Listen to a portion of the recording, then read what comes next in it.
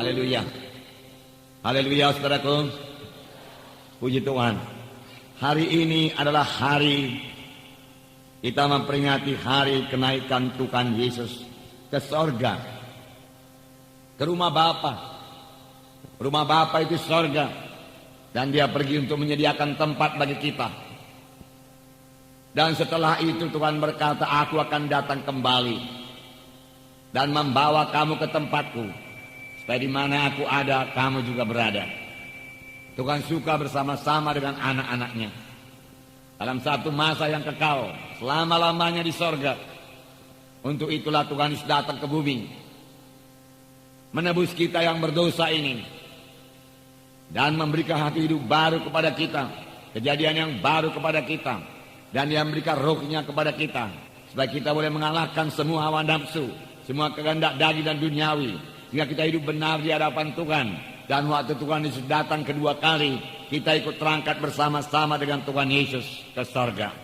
Saya mau membacakan kepada saudara, bahkan biarlah kita sama-sama membaca Yohanes pasal 14 ayat 1 sampai 14. Yohanes pasal 14 ayat 1 sampai 14. Bukalah Alkitab saudara. Janganlah gelisah hatimu, percayalah kepada Allah, percayalah juga kepadaku. Di rumah Bapakku banyak tempat tinggal. Jika tidak demikian, tentu aku mengatakannya kepadamu. Sebab aku pergi ke situ untuk menyediakan tempat bagimu. Dan apabila aku telah pergi ke situ dan telah menyediakan tempat bagimu, aku akan datang kembali dan membawa kamu ke tempatku, supaya di tempat di mana aku berada, kamu pun berada. Dan kemana aku pergi, kamu tahu jalan ke situ. Kata Thomas kepadanya, Tuhan, kami tidak tahu kemana engkau pergi, jadi bagaimana kami tahu jalan ke situ? Kata Yesus kepadanya, akulah jalan dan kebenaran dan hidup. Tidak ada seorang pun yang datang kepada Bapa kalau tidak melalui aku. Sekiranya kamu mengenal aku, pasti kamu juga mengenal Bapakku. Sekarang ini kamu mengenal dia, dan kamu telah melihat dia. Kata Filipus kepadanya, Tuhan, tunjukkanlah Bapa itu kepada kami, itu sudah cukup bagi kami. Kata Yesus kepadanya, telah sekian lama aku bersama-sama kamu Filipus, namun kamu tidak mengenal aku. Barang siapa telah melihat aku, ia telah melihat Bapa. Tunjukkanlah Bapa itu kepada kami. Tidak percayakah engkau bahwa aku dalam Bapa dan Bapa dalam aku? Apa yang aku katakan kepadamu, tidak aku katakan dari diriku sendiri, tetapi Bapa yang diam dalam aku, dialah yang melakukan pekerjaannya. Percayalah kepadaku bahwa aku dalam Bapa dan Bapa dalam aku, atau setidak-tidaknya percayalah karena pekerjaan-pekerjaan itu sendiri. Sesungguhnya barang siapa percaya kepadaku, ia akan melakukan juga pekerjaan-pekerjaan yang aku lakukan, bahkan pekerjaan-pekerjaan lebih besar daripada itu. Sebab aku pergi kepada Bapa, dan apa juga yang kamu minta dalam namaku, aku akan melakukannya, supaya Bapa dipermuliakan dalam Anak. Jika kamu meminta sesuatu kepadaku dalam namaku, aku akan melakukannya. Nah, saudara yang kekasih dalam nama Yesus. Jadi Yesus berkata, di rumah Bapakku banyak tempat tinggal.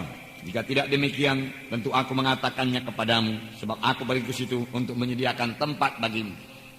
Rumah Bapa cukup luas, banyak ruangnya, dikatakan dalam terjemahan lama. Dan aku pergi menyediakan tempat bagimu, dan sesudah selesai aku akan datang kembali dan membawa kamu ke tempatku, supaya di mana aku berada, di situ juga kamu akan berada. Yesus yang sama, yaitu Yesus yang terangkat ke sorga, di mana dikatakan dalam Kisah Rasul pasal 1, murid-murid menatap ke langit. Waktu Yesus naik ke sorga, kemudian malaikat berkata, Yesus ini, puji Tuhan, bukan Yesus yang lain. Kisah Rasul pasal 1 ayat 9. Ayat 9 mulai. Sesudah ia mengatakan demikian, terangkatlah ia, disaksikan oleh mereka, dan awan menutupnya dari pandangan mereka. Ketika mereka sedang menatap ke langit, waktu ia naik itu, tiba-tiba berdirilah dua orang yang berpakaian putih dekat mereka, dan berkata kepada mereka, hai orang-orang Galilea, mengapa kamu berdiri melihat ke langit? Yesus ini yang terangkat ke sorga meninggalkan kamu, akan datang kembali dengan cara yang sama seperti kamu melihat dia naik ke sorga. Puji Tuhan. Jadi Yesus pasti datang kembali. Yesus ini, Yesus yang disalib 2000 tahun yang lalu di Golgota, yang mati, yang bangkit dari kematian, yang naik ke sorga, akan datang kembali dalam segala kemuliaannya untuk menjemput gerejanya, untuk bersama-sama dengan dia ke sorga. Bukan Yesus yang lain. Puji Tuhan, puji Tuhan. Setelah waktu itu kita akan bersama-sama dengan Yesus. 1 Tesalonika 4 ayat 16 dan 17. Saya membacakan kepada saudara. Sebab pada waktu tanda diberi, yaitu pada waktu pengulu malaikat berseru dan sangkakala Allah berbunyi, maka Tuhan sendiri akan turun dari sorga, dan mereka yang mati dalam Kristus akan bangkit, akan lebih dahulu bangkit. Sesudah itu kita yang masih hidup, yang masih tinggal, akan diangkat bersama-sama dengan mereka dalam awan, menyongsong Tuhan di angkasa. Demikianlah kita akan bersama-sama dengan Tuhan selama-lamanya. Selama-lamanya bersama-sama dengan Tuhan. Sini dikatakan, maka Tuhan sendiri akan turun dari sorga. Dan pada waktu itu apakah yang terjadi? Yang pertama dikatakan, mereka yang mati dalam Kristus akan lebih dahulu bangkit.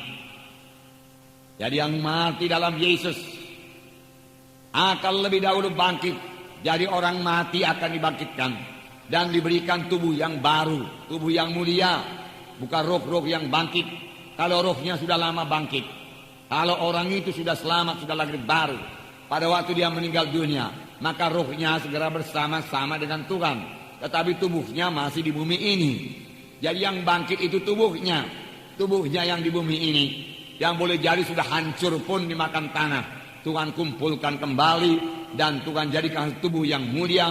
Lalu rohnya masuk kembali ke dalam tubuhnya, lalu dia bersama-sama dengan Tuhan selama-lamanya. Itu terjadi waktu kedatangan Tuhan kedua kali. Tetapi apa yang terjadi kepada kita yang percaya yang masih hidup? Karena bisa saja kita masih hidup pada waktu Tuhan datang kedua kali. Terlebih sekarang ini kita melihat bahwasanya kita sudah hidup pada akhir daripada akhir zaman. Tidak lama lagi Tuhan Yesus pasti datang. Jangankan orang gereja, jangankan anak-anak Tuhan, orang dunia saja mengatakan bahwasanya kesudahan segala sesuatu sudah dekat. Kesudahan bumi ini sudah dekat. Kepunahan binatang-binatang dia katakan sudah dekat. Hutan-hutan sudah rusak, ozon sudah terbuka, dan lain sebagainya. Bumi ini sudah rusak dia katakan. Nah mereka, saudaraku, membuat segala macam teori, saudara. Tetapi itu semua tanda-tanda, saudaraku, bahwasanya segala sesuatu akan berakhir. Manusia mencoba melestarikan hutan, manusia mencoba melestarikan, saudaraku, binatang-binatang langka supaya jangan binasa. Dia menjaga mawas-mawas supaya jangan binasa. Dia menjaga ikan paus supaya jangan binasa. Karena segala sesuatu mendekati akhirnya. Akhir daripada segala sesuatu sudah dekat. Dan Yesus akan datang kedua kali. Ini yang kita tunggu-tunggu. Ini bukan membuat kita menjadi takut, gentar, khawatir. Tidak. Ini membuat kita, saudaraku, bersorak-sorai dan bersuka cita. Karena waktu penebusan yang sempurna bagi kita. Di mana tubuh kita ini juga ditebus dengan sempurna. Sehingga beroleh tubuh yang mulia. Sudah sangat dekat. Dan kita akan bersama-sama dengan Tuhan di sorga. Hanya yang perlu kita pikirkan, saudara, pelayanan kita nomor 1.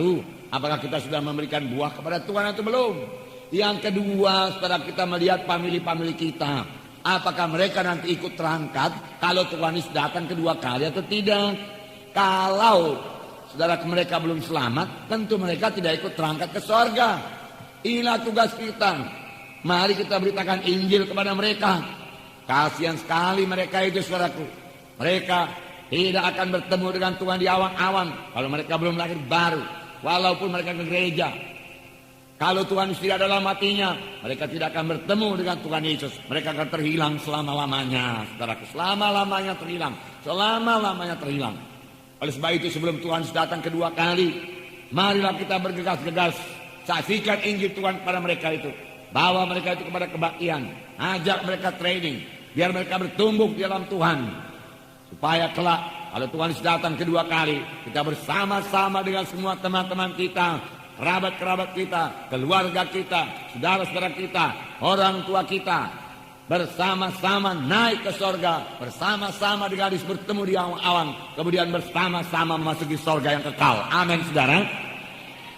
Sebab di sini dikatakan, sesudah itu kita yang hidup, yang masih tinggal, akan diangkat bersama-sama dengan mereka dalam awan-awan, menyongsong Tuhan di angkasa. Demikianlah kita akan selama-lamanya bersama-sama dengan Tuhan.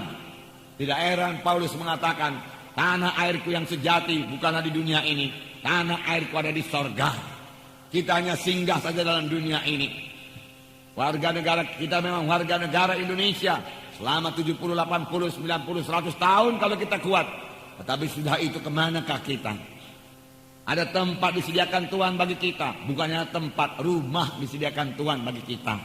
Betapa kita bersusah payah mencari rumah di dunia ini.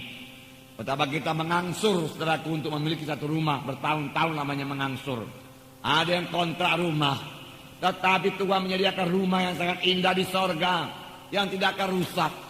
Rumah di sorga, saudaraku, tidak akan pernah bocor seperti rumah di sini. Tadi malam hujan, saudaraku, di rumah kami banyak bocornya, saudaraku. Nah, saudara yang kekasih Tuhan, di sorga tidak demikian.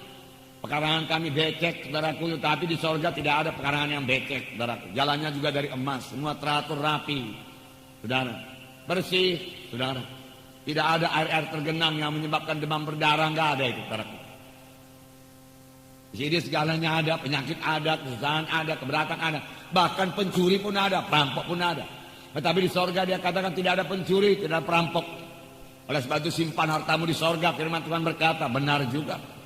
Kalau memang kita mau pindah rumah, saudaraku, simpan harta kita di sorga. Amin, saudara. Ya, itu betul-betul ada, betul-betul nyata, saudaraku. Firman Tuhan mengatakannya. Firman Tuhan ini tidak pernah bohong, saudaraku. Segala janji Tuhan ini bagi saudara. Amin, saudara. Ya, janji kesembuhan bagi saudara, janji keselamatan bagi saudara, janji keberkatan bagi saudara, janji keberhasilan bagi saudara. Tertulis semua dalam Alkitab ini. Hanya Tuhan minta kita menepati bahagian kita, lalu Tuhan menepati bahagian dia. Kalau bahagian Tuhan tidak akan pernah gagal. Bahagian kita ini yang bisa gagal, barang. Apakah kita bisa menggenapkan bahagian kita? Apakah kita menggenapkan, saudaraku, misalnya dalam berkat materi memberikan persepuluhan, saudaraku, maka bahagian Tuhan tidak akan gagal mencurahkan berkat yang berkelimpahan kepada kita, saudara. Nah, puji Tuhan, saudaraku. Puji Tuhan. Betapapun baiknya, saudaraku, ya tempat tinggal di dunia ini jauhlah lebih baik tempat tinggal di sorga. Amin, saudara. Jauh lebih baik. Saya bersyukur kepada Tuhan. Tuhan sudah mendengarkan doa kita. Kita sangat berdoa supaya semalam pada hari kebangkitan nasional, di mana banyak yang akan berkumpul, saudaraku, untuk merayakan hari kebangkitan nasional tersebut, saudaraku. Tetapi sama sekali tidak ada kerusuhan, sama sekali tidak ada keributan, saudaraku. Puji Tuhan untuk ini, saudaraku. Ya, kita sangat bersyukur, saudara. Segala kejahatan, segala pemberontakan itu, saudaraku, kerusuhan bisa diredam dengan baik. Kita bersyukur. Selanjutnya kita berdoa terus, saudaraku, supaya Tuhan memberikan pemerintahan yang baiklah kepada kita. Pemerintahan yang adil kepada kita. Firman Tuhan berkata ada dua perkara pemerintahan yang dikehendaki Tuhan, yaitu adil dan takut akan Tuhan.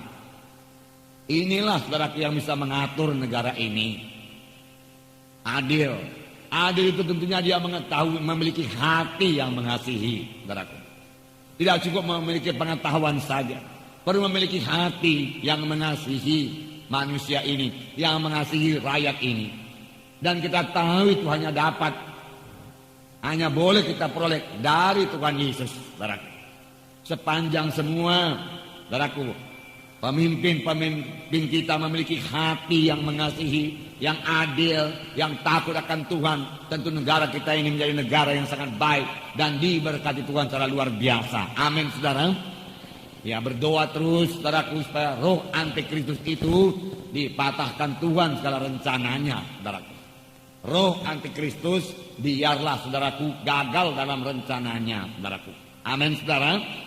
Biar kehendak Tuhan jadi bagi negara kita ini, saudaraku. Puji Tuhan, saudaraku. Saya percaya Tuhan masih berikan kesempatan bagi kita untuk mengabarkan Injil di seluruh Indonesia ini sebelum Tuhan datang kedua kali. Amin, saudara.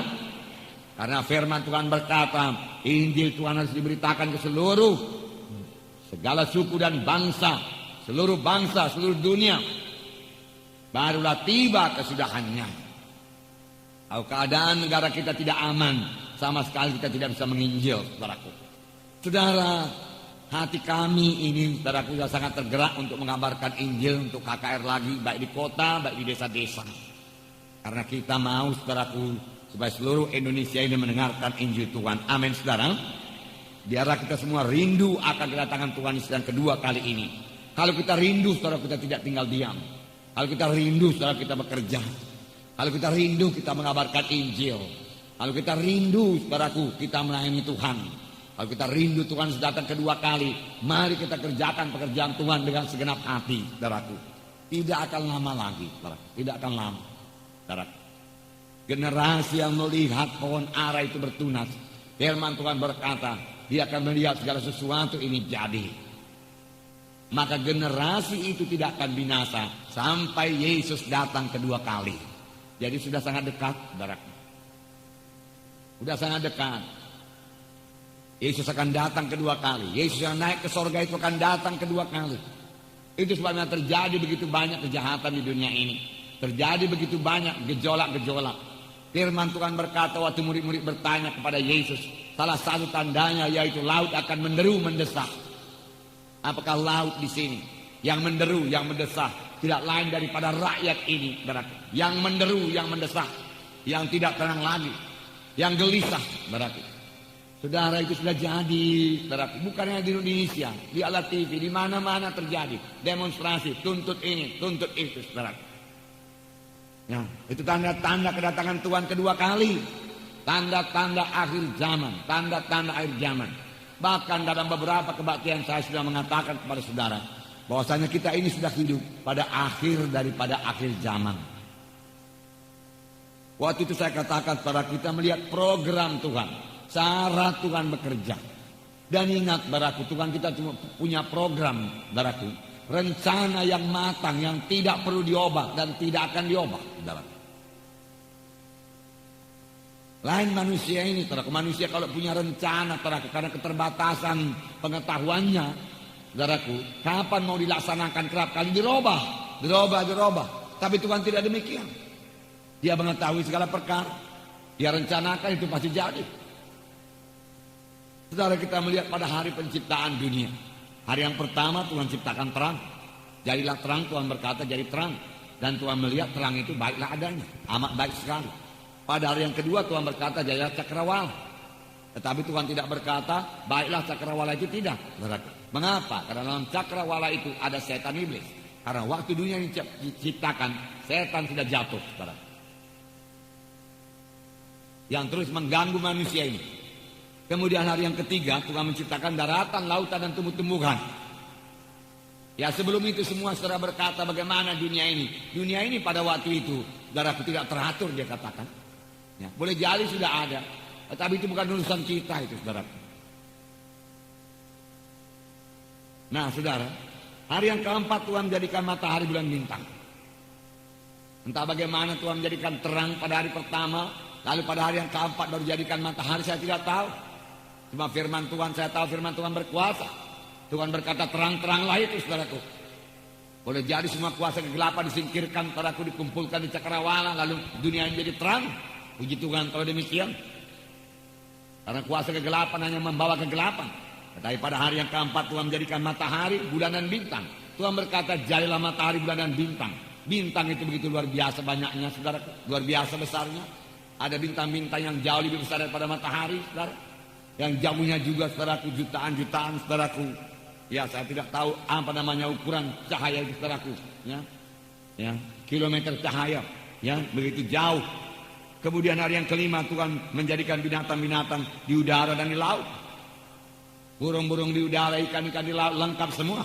Hari yang keenam Tuhan menjadikan ternak di bumi dan manusia di bumi. Tuhan jadikan dari debu tanah. Tuhan ciptakan Adam dan Hawa. Dan firman Tuhan berkata, hari yang ketujuh Tuhan berhenti. Hari yang ketujuh Tuhan berhenti. Selalu Tuhan berhenti. Pada hari yang ketujuh, ingatlah ini, saudara. Ini program Tuhan, cara kerja Tuhan, saudara. Kemudian Tuhan memilih, saudaraku, bangsa pilihannya, bangsa Israel. Sebelumnya, saudaraku, manusia bertambah-tambah jahat di bumi. Lalu Tuhan menghukum manusia. Hanya Nuh, saudaraku, dan seisi rumahnya yang selamat. 8 orang saja selamat. Yang lainnya binasa semua. Manusia yang sudah jutaan jumlahnya Tuhan binasakan saja, saudara. Jangan katakan Tuhan tidak menghukum.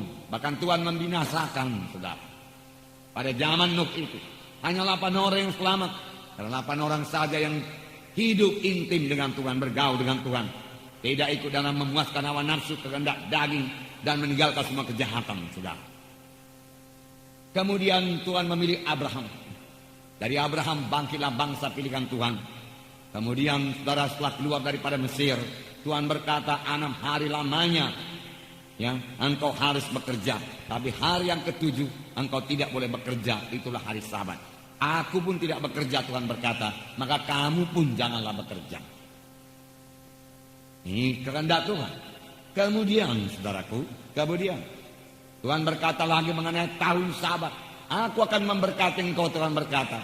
Hingga 6 tahun lamanya engkau bekerja dan mengumpulkan hasil. Tetapi tahun yang ketujuh engkau tidak bekerja. Biarkan saja ladangmu demikian. Tahun yang ketujuh engkau tidak bekerja. Aku sudah memberkati engkau. Pasti cukup semua. Lalu bangsa Israel membiarkan tanahnya tidak dikerjakan pada hari yang ketujuh. Pada tahun yang ketujuh. 1 tahun dia libur. 1 tahun. Tentu itu satu bangsa yang sangat diberkati Tuhan. Saya lihat orang-orang kaya sekarang pun tidak bisa libur selama 1 tahun. Boleh jadi dia tidak bekerja selama 1 tahun. Bukan karena dia libur, saudara. Bukan karena tahun Sabat. Karena penyakit, saudara. Memang tidak bisa kerja lagi dia. Tapi bangsa Israel ini, saudaraku, sungguh sangat diberkati Tuhan. 1 tahun tidak kerja. Makan, minum saja, beribadah kepada Tuhan. Ya, mengikuti hari-hari raya orang Yahudi, saudaraku. Dan menghabiskan uangnya. Menghabiskan apa yang dia kumpulkan selama 6 tahun itu. Dari tahun yang ketujuh mereka tetap bersuka cita. Kemudian setelah 7 kali tahun Sabat, mereka memasuki tahun Jobel, tahun ke-50. Lebih hebat lagi, budak-budak mereka dibebaskan semuanya. Bukan hanya bebas PHK, saudaraku, tidak. Bebas, saudaraku, dengan diberikan semua kebutuhan hidup mereka. Diberikan semua, ya, supaya mereka boleh hidup bebas sebagai orang biasa. Bisa hidup, cukup, diberikan rumah, diberikan pesangon yang cukup untuk hidup seterusnya. Boleh jadi diberikan kerja. Itulah terjadi pada tahun Jobel. Tetapi disitulah banyak hamba sahaya yang sudah jatuh cinta kepada tuannya. Sudah begitu lama dia di rumah tuannya. Dia berkata, aku tidak mau bebas Tuhan. Dia katakan, aku mau tetap di rumah ini. Pada waktu itulah maka hamba itu menjadi hamba yang ditindik telinganya. Dibawa ke pintu gerbang. Dan disaksikan oleh tua-tua dari kota itu. Ditindik telinganya. Lalu dia menjadi hamba kepada tuannya seumur hidup. Dia dengan anak-anaknya. Saudara, sebenarnya itulah permintaan Tuhan kepada hamba Tuhan. Sekarang ini kepada pendeta-pendeta, pelayan-pelayan Tuhan, penginjil-penginjil. Menjadi hamba yang ditindik. Seluruh hidupnya diserahkan kepada Tuhan. Dia tidak hidup bagi dirinya sendiri lagi. Tapi hidup bagi Tuhan. Itulah yang sangat disukai oleh Tuhan, saudara. Nah, saudara yang kasih dalam nama Yesus. Kita sudah hampir memasuki tahun yang ke-7.000 pada perhitungan Tuhan. Pada perhitungan Tuhan inilah hari yang ke-7. Tahun ke-7.000. Mengapa, saudara? Karena 1 hari Tuhan 1000 tahun hari manusia. 1 hari Tuhan 1000 tahun hari manusia. 1000 tahun hari manusia 1 tahun kata Tuhan. Itu setahunnya 1 hari kata Tuhan. 1 hari 1000 tahun 1 hari aja sama Tuhan. Karena Tuhan mempunyai perhitungan masa yang kekal. Ini tertulis dalam 2 Petrus 3:8. 2 Petrus 3:8. Saya bacakan pada saudara. 2 Petrus 3:8. Akan tetapi, saudara-saudaraku yang kekasih, yang satu ini tidak boleh kamu lupakan. Yang satu ini tidak boleh kamu lupakan. Yaitu bahwa di hadapan Tuhan 1 hari sama dengan 1000 tahun. Dan 1000 tahun sama dengan 1 hari. Di hadapan Tuhan. Jangan lupakan ini, Tuhan berkata. Bahwa di hadapan Tuhan, satu hari sama dengan 1000 tahun. Dan 1000 tahun sama dengan satu hari. Kita berkata 1000 tahun. Satu hari Tuhan berkata. Dari zaman Tuhan Yesus sampai zaman sekarang ini, hampir 2 hari. Sama Tuhan. Baru 2 hari aja sama Tuhan. Belum siap pun 2 hari. Kurang lagi 2 tahun. Saudara. Tidak heran Tuhan berkata pada hari-hari terakhir aku mencurahkan rohku. Tuhan mulai mencurahkan rohnya saudaraku semalam. Menurut perhitungan Tuhan. 1900 tahun yang lalu. Masih semalam sama Tuhan itu. Dan Tuhan mencurahkan rohnya pada hari ini saudaraku. Nah, begitulah cara Tuhan menghitung. Itu sebabnya Yohanes berkata dalam 1 Yohanes 2 ayat 18. Ini dikatakan. Anak-anakku, 1 Yohanes 2 ayat 18. Saya bacakan. Anak-anakku, waktu ini adalah waktu yang terakhir. Dan seperti telah kamu dengar, seorang antikristus akan datang. Sekarang telah bangkit banyak antikristus. Itulah tandanya bahwa waktu ini benar-benar adalah waktu yang terakhir. Ayat 20 berkata, tetapi kamu telah beroleh pengurapan dari yang kudus, dan dengan demikian kamu semua mengetahuinya. Puji Tuhan. Kamu beroleh pengurapan dari Roh Kudus. Oleh sebab itu kamu mengetahuinya. Biarlah kita mengetahuinya. Saudara, di sini Yohanes berkata, waktu inilah waktu yang terakhir. Waktu inilah waktu yang terakhir. Tetapi kemudian orang dunia berpikir begini. Saya terangkan kepada saudara. Kapannya datang Tuhan itu? Ini kan ditulis Yohanes 1900 tahun yang lewat ini. 1900 tahun yang lewat. Yohanes berkata waktu ini adalah waktu yang terakhir. Jadi kapannya akhir zaman itu? 1900 tahun yang lewat pun dikatakan ini zamannya akhir. Bagaimana ini? Nggak tentunya kedatangan Tuhan itu kalau begitu masih lama lagi itu. Entah berapa ribu tahun lagi. Tidak berapa ribu tahun lagi. Saudara, ini memang ditulis Yohanes 1900 tahun yang lalu kira-kira lebih kurang. Dan dalam ilham Roh Kudus, dalam pimpinan Roh Kudus. Di mana dia berkata waktu inilah waktu yang terakhir. Karena Yohanes berpikir 1000 tahun itulah satu hari Tuhan. Lalu dia tahu kira-kira 2000 tahun kemudian Yesus akan datang kedua kali. Itulah hari yang terakhir. Lalu dia tuliskan, waktu ini adalah waktu yang terakhir. Yohanes tidak salah, saudara. Dia benar. Karena dia menulis dalam pimpinan Roh Kudus. Memang 2 hari itu boleh dikatakan sudah hari terakhir. Karena memasuki hari yang ke-7. Memasuki tahun yang ke-7000. Di mana Tuhan mesti berhenti, saudara. Itu program Tuhan, itu cara kerja Tuhan. Kemudian, saudaraku, ya, Lukas yang menulis kisah Rasul juga berkata bahwasanya pada akhir zaman Tuhan akan mencurahkan rohnya. Dalam kisah Rasul pasal 2 ayat 17. Kisah 2 ayat 17. Akan terjadi pada hari-hari terakhir, demikianlah firman Allah, bahwa aku akan mencurahkan rohku ke atas semua manusia. Maka anak-anakmu laki-laki dan perempuan akan bernubuat, dan teruna-teruna akan mendapat penglihatan-penglihatan, dan orang-orangmu yang tua akan mendapat mimpi. Juga ke atas hamba-hambaku laki-laki dan perempuan akan kucurahkan rohku pada hari itu, dan mereka akan bernubuat. Lalu saudara berkata, bukankah ini sudah 2000 tahun yang lalu? Mengapa 2000 tahun yang lalu juga dikatakan akhir zaman? Karena Tuhan menghitungnya dengan hari Tuhan yang sama dengan 1000 tahun manusia ini. 1000 tahun hari manusia. Lalu Tuhan berkata, ini hari-hari yang terakhir. Aku mencurahkan rohku. Dan dimulai Tuhan pada hari Pantekosta. Pada hari Pantekosta yang kalau saya tidak salah pada minggu depan kita peringati hari Pantekosta. Amin, saudara. 10 hari kemudian daripada ini, saudara. Nah, tapi manusia menghitungnya mengenai dengan tahun-tahun manusia. Wah, sudah di 2000 tahun hampir. Dia katakan, berapa lama akhir zaman itu? Berapa lama akhir zaman itu? Tuhan berkata 2 hari. 2 hari. 2000 tahun. Ya sudah dekat. Dekat sekali. Sini dikatakan, hari-hari terakhir Tuhan mencurahkan rohku. Aku akan mencurahkan rohku. Lihat baptisan air kita, saudara. Tuhan mencurahkan rohnya saja. Jiwa-jiwa berbaris, saudaraku, ada yang baru selamat pagi hari.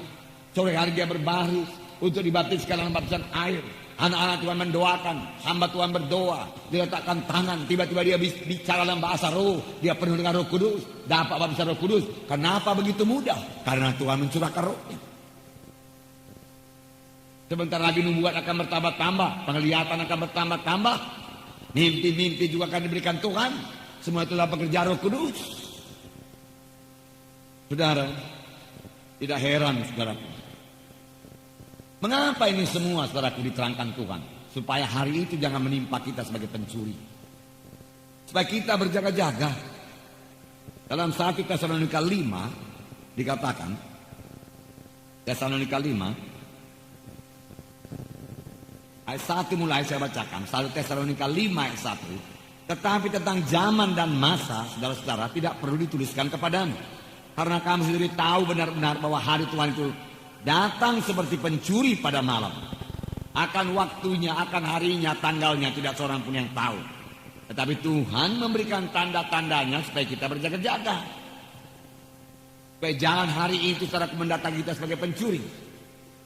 Ayat 3. Apabila mereka mengatakan semuanya damai dan aman, maka tiba-tiba mereka ditimpa oleh kebinasaan seperti seorang perempuan yang hamil ditimpa oleh sakit bersalin. Mereka pasti tidak akan luput. Tetapi kamu, saudara-saudara, kamu tidak hidup dalam kegelapan, sehingga hari itu tiba-tiba mendatangi kamu seperti pencuri. Karena kamu semua adalah anak-anak terang dan anak-anak siang. Kamu bukanlah orang-orang malam atau orang-orang kegelapan. Haleluya. Tetapi bagi kamu Tuhan berkata, kamu tidak hidup dalam kegelapan, tidak hidup dalam dosa lagi, tidak dalam penyembahan berhala sehingga pikiran kita digelapkan, sehingga kita menyerahkan diri pada pemuasan hawa nafsu. Tidak, kita tidak hidup di situ lagi. Oleh sebab itu kamu mengerti firman Tuhan. Firman Tuhan berkata, karena kamu semua adalah anak-anak terang, kamu mengerti apa yang kukatakan ini, sehingga hari itu tidak menimpa kamu seperti pencuri datang pada waktu malam. Saya tidak akan terkejut kalau Yesus datang saudaraku besok, saudaraku. Karena saya memang sudah menanti-nantikan kedatangan Tuhan.